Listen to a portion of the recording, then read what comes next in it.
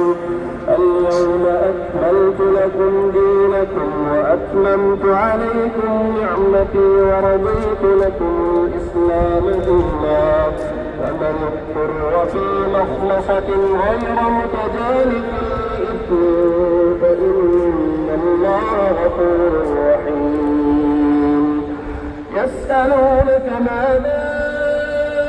أحل لهم قل أحل لكم الطيبات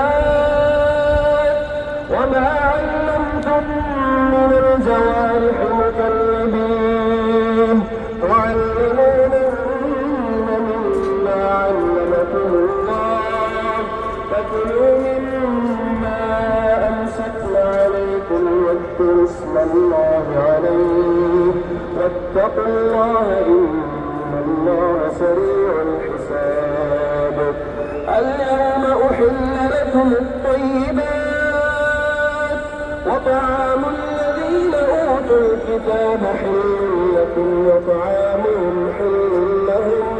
والمحصنات من المؤمنات والمحصنات من الذين أوتوا الكتاب من قبلكم إذا آتيتموهن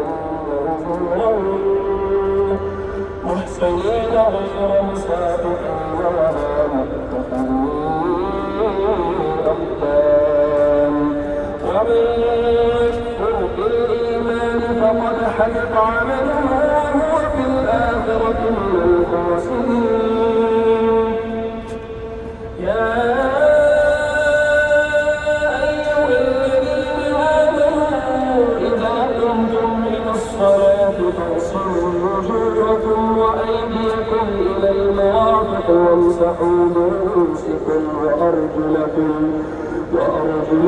إلى الكعبين فإن كنتم جنبا فاطهروا وإن كنتم مرضى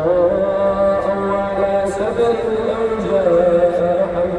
منكم من الغائط أو لامستم النساء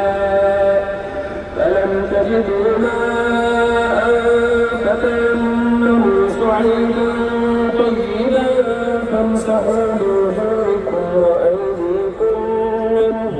ما يريد الله ليجعل عليكم من حرج ولكن يريد ليطهركم وليتم نعمته عليكم لعلكم تشكرون. واذكروا نعمة الله عليكم وميثاقه الذي واثقكم